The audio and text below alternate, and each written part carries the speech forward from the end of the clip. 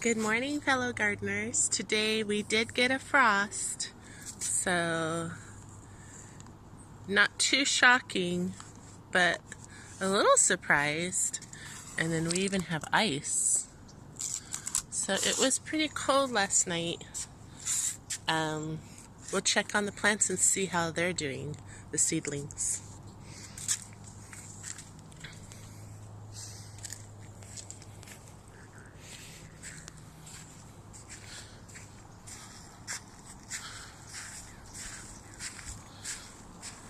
Oranges are doing fine. Of course, they get morning sun the soonest. The garlic's okay from last night's video. And here's our little tomatoes. They look okay. They're pretty hardy vegetables, so it doesn't, well, they are considered a fruit, but it doesn't fail to remind me how strong the tomato plant is. This one is struggling a little bit, but it has always been since I purchased it, so it was like always having a little bit of problem, but it will come back. It looked better than this when I got it. It's just it had a hard time growing, I think, in that container. They were a little bit squished together. This one was in the middle, so it had more space. And this is the sandwich tomato from Lowe's. This one here is the Early Girl from Home Depot. I have two more plants going in the ground. One is a Sweet 100s tomato, and the other tomato is a Big Boy. So we'll see from those two what we get as far as growth rate. And I'm doing an experiment where I'm going to grow these two in the ground already fertilized with organic fertilizer, and the other two with nothing at all. And so we're going to see the growth rate of those two versus the next two that will be planted in the ground today. So we'll have one more in this cage, and then we'll have another one back in the other vegetable garden, or maybe over there in between the raspberry and the rhubarb. So I have a little fig here, I have a rhubarb, and we have a fall gold raspberry plant growing really well, as well as the early harvest raspberry has a little bit of growth there, but something better than nothing. And then we have this fall gold. We also have thornless triple crown blackberry that I'm going to make a trellis for. I want to make an arching trellis because I have two of those, but we'll see. I'll keep you updated on this vegetable patch and how things are growing. I already see the rhubarb coloring coming in right there. It's beautiful. And the fig tree is pushing out new growth every day just from water. I haven't fertilized it because I want it to focus its strength on the roots for the first month. And after that I'll give a little bit. I do give a little bit of liquid compost tea. That's a very light fertilizer, so that won't affect it much. But I definitely don't want to top dress it with any chicken manure or anything too harsh, because it could easily burn and kill off all this new growth. Look at that beautiful new leaf coming in there. So it's a little bit controversial subject because some people do not this small seedlings, but with large fruit trees like this 20th century pear. Some people do plant them in the ground with the fertilizer inside the hole. So I've never done that. I've always babied them the first year, no fertilizer at all. Except for the citrus plants, I do give them organic fertilizer. Like this clementine we have here in the corner. We're leaving one fruit on the tree to see how long it can stay on there, how long it hangs on. But this tree produced over 60 clementines, which is amazing. And that grew This is just the second year it's been in the ground. So the first year I got it, it was full of little tiny flowers, and it just smelled so good. They were buds, they were closed, but you could smell them up close. And then when I got home, we planted it in the ground right away. I used a really good potting soil mixed with native clay, and it just shot up. It just loved it. I used that Kellogg's citrus cactus soil, as well as some native clay, and then I covered it with wood chips.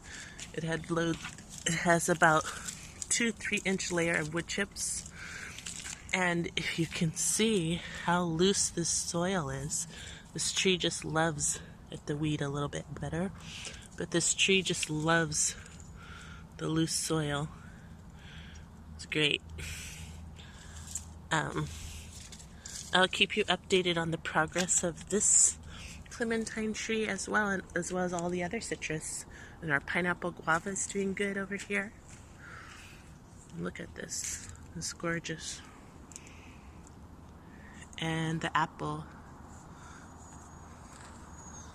It's the golden Dorset apple. It's flowering everywhere.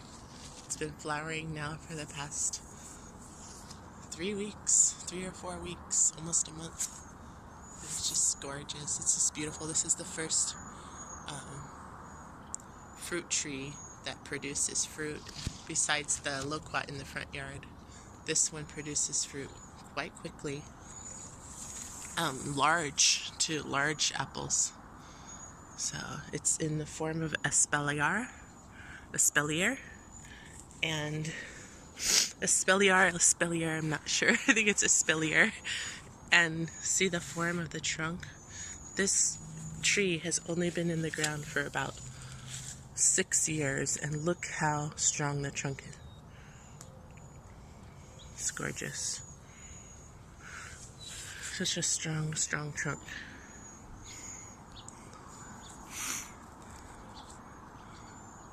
It's so beautiful. It'll be full of bees in the afternoon when the warm sun gets really hot. All the bees, hummingbirds even, are coming. That's our breath of heaven. It's getting a few flowers on there. Little few flowers peeking out. But this is gorgeous as well once it's covered in flowers every early spring. And there's little Thumper. He loves to eat the flower blossoms from the apple tree. Are you eating the blossoms? Yeah? Good morning. Good morning, little Thumper. Okay. We also have one more thing over here. The lemon tree, the Eureka lemon, right next to it. I always want to get these in the morning because they're so wilted in the afternoon. This is the purple iris. See if I can get it with the sun on it. I don't know if you can see that. So beautiful. And we have some more growing. A lot of lemons still on this tree. Full-size big lemons.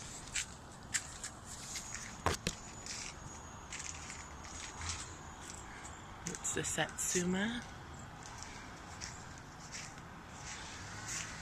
And I'll keep you posted on what else we have growing here in our edible garden. Edible landscaping is a wonderful thing to do.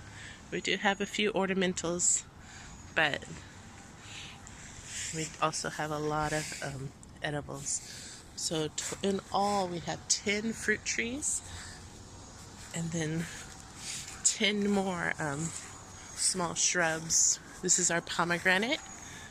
It's slowly leafing out. Look at that. Getting leaves on there.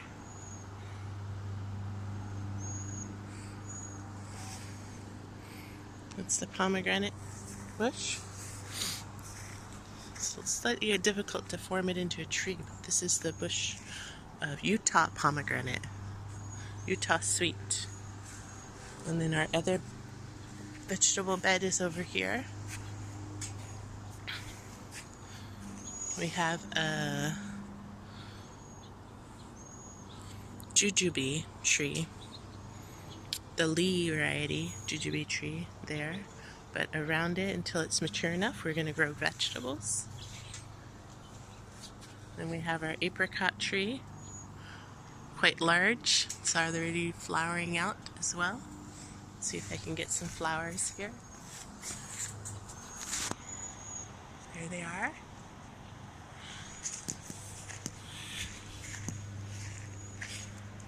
And over here is our fig tree.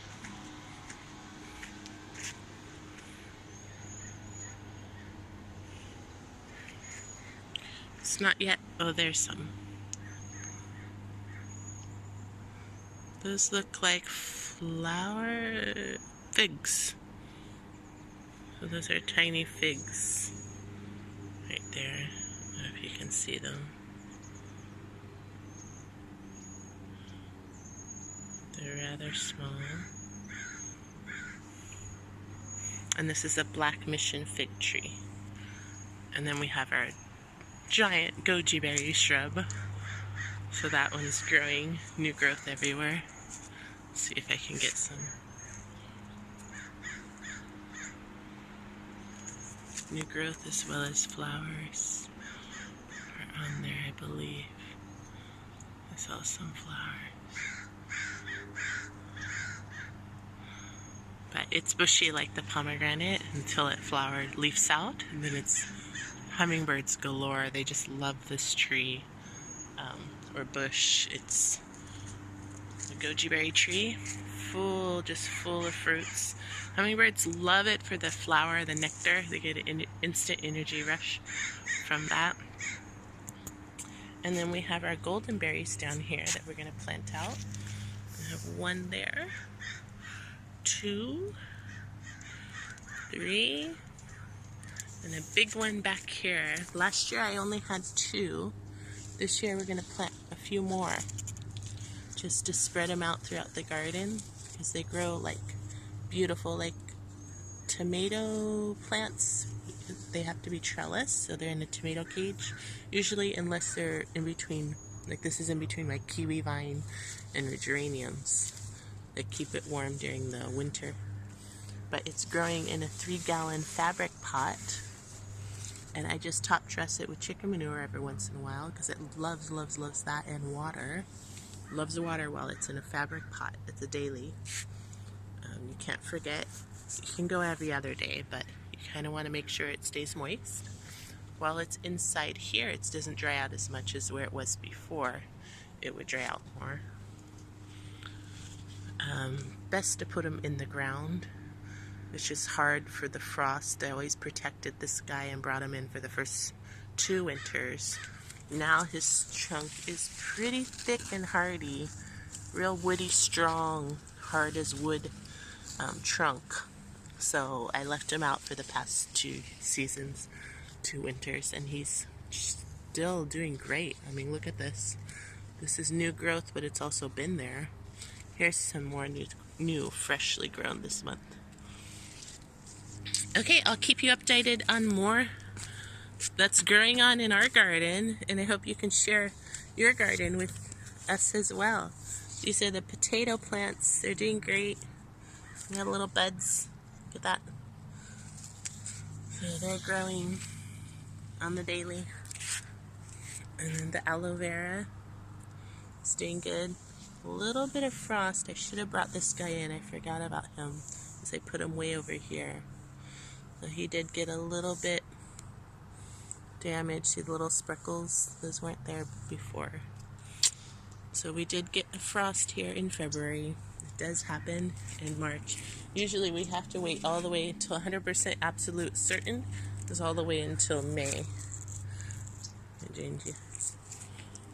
So I'll get back to you and let you know how this garden is doing.